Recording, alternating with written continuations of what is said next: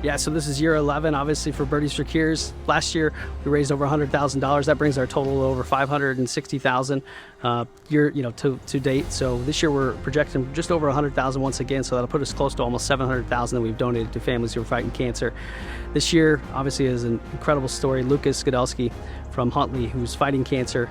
He's a freshman, played on the football team. This year, being a sophomore, has been getting treatment at Lurie's. And so 50% of our proceeds will go to helping the family pay for medical expenses. The other 50% will go towards medical research and research for cancer treatments that will help Lucas and other cancer patients. So we're excited about this year. Obviously a big event. We've got 140 some golfers, another 25 plus coming to dinner. So we should be raising a pretty substantial amount of money and watching funds go to a really worthy cause once again this year. We are super excited, and getting the day started here. We're about an hour and a half from getting going, and a lot of people starting to show up. This is what we love. Obviously a ton of work goes into getting this set up, and then getting to the point where we want to push it over the edge and get the program started will be an exciting day.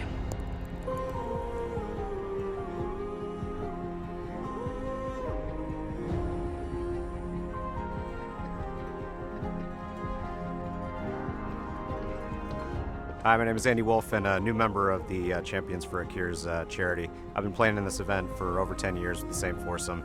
I've been so inspired by the champions, their families, and the founders of this organization that I basically begged to be a part of it this year. And so I'm looking forward to raising a lot of money and the many years to come.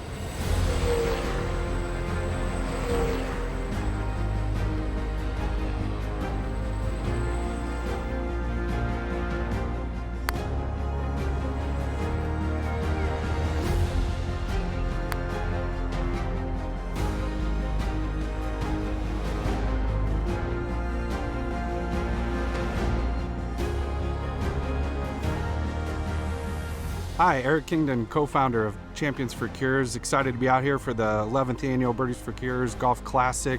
Another beautiful day. We're going to raise a ton of money for a great cause and to support Lucas, our champion this year.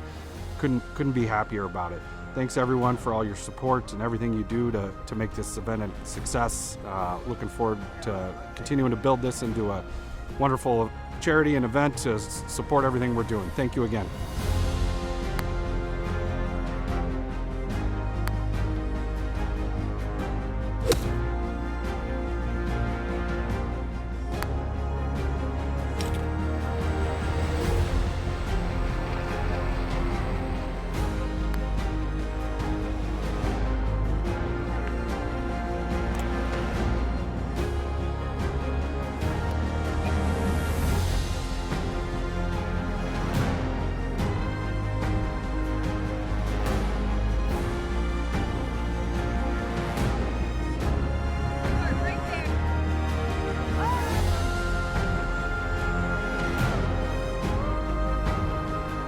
Hi, I'm Jason Nash. I have been privileged to serve on the board of Champions for Cures for the last 12 years.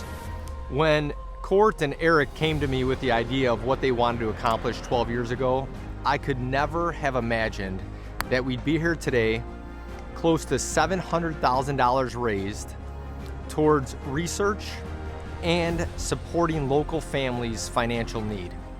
It has been a great privilege to be part of this organization, and I think we're just scratching the surface. This year we're supporting Lucas Gidelski, a courageous, strong, incredible young man from Huntley High School. His family's here, his friends are here. Championsforcures.org each year is raising funds to support a family's financial need that's been impacted by cancer, as well as donating half of the funds towards research towards a cure. Come out and support our cause. You can find us at championsforcures.org. So Lucas was having problems breathing in the middle of the night. He was waking up a lot. And then he woke up one morning, it was on a Saturday, October 29th, and he was getting ready to go to Six Flags with his friends. And he says, "Mom, my neck feels fat." So we came downstairs and we looked, and his neck had like this kind of lump right down in here.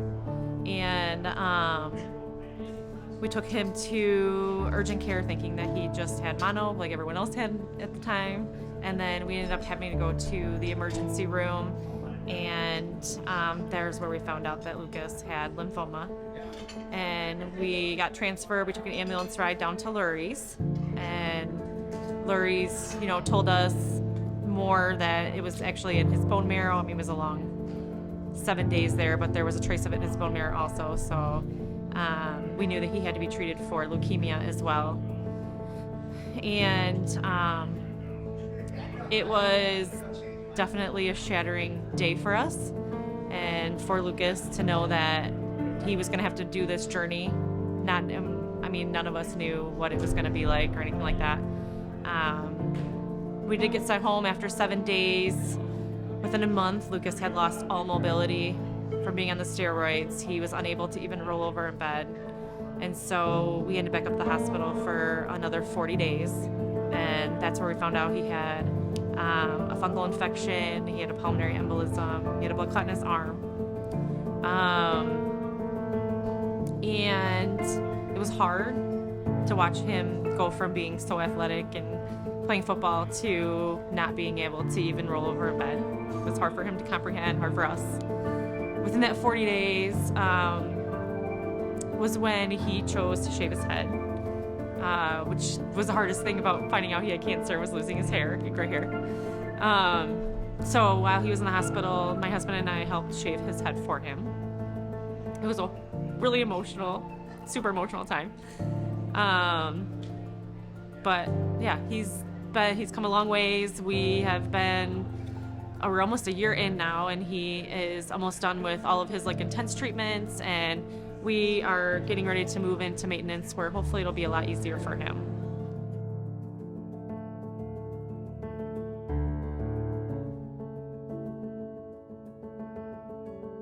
So the first month consisted of mainly steroids, which unfortunately is what took his mobility from him. But since we've been able to be off of that, he's been to rehab and all of that and gotten his mobility back. We have been through numerous chemos because he is being treated for lymphoma and also leukemia. So we've had some challenges with him being allergic to some of them and had to change course a lot. We've had to be downtown pretty much every other day all summer prior to that. Right now we are the last cycle in this phase that we actually tried back in March that failed because his calcium was high and he was getting mouth sores, wasn't able to eat. He was down to 100 pounds. Mind you, he started out at 140. So his body was suffering. And so we gave him a little bit of a break, and we have started over on this cycle, and he's been doing great with it. We are getting the last dose on September 18th, and we will celebrate because it'll be his last intense dose, and then we will move into maintenance, which will be once a month, hopefully. It will involve a lot of steroids again, but I think only a couple days a month. And then he'll be on maintenance until March 17th of 2025. So he still has a long journey.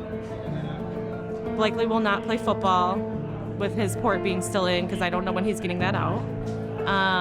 So that's been hard for us to, kind of wrap our heads around. But again, he's doing great, and we are so proud of him, and we love him. So Lucas being in football family is huge, especially in Huntley because our program is so big. So as soon as they found out that Lucas was diagnosed, they stepped in immediately. They've done so many fundraisers for us, and just so many great things to make Lucas feel like he was still part of the team. And so Glenn Wilson, our athletic director, nominated Lucas for Champions for Cures. Called me one day and he's like, I hope you're not mad about this, but I nominated him. I don't know where it's gonna go. And I said, no, why would I be mad?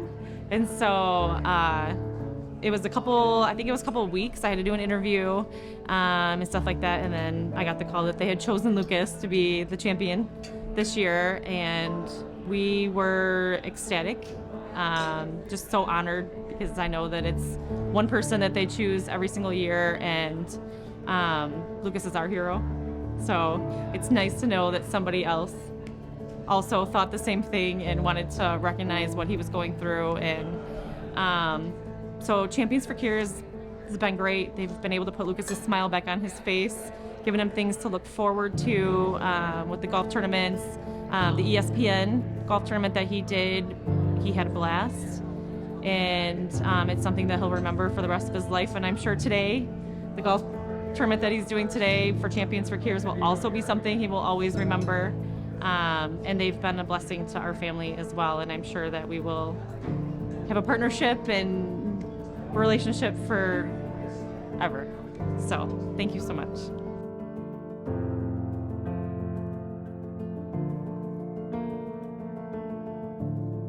On October 29th last year, when our world fell shattered by the news of our healthy athletic boy having cancer, we had to quickly find the courage to help him get through this. While Lucas lost a lot, including hanging out with friends, going to school, Friday night football,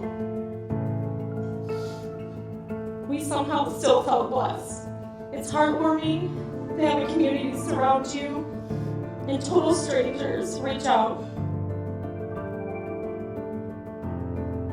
Let's go. Somebody give me 100, now 2, now 2, now $300 for that pie. It's an apple pie by Denise McCall. I got 3, now 4, now 5, now 6, now $700. I need $700 for the pie. Apple pie, apple pie, apple pie.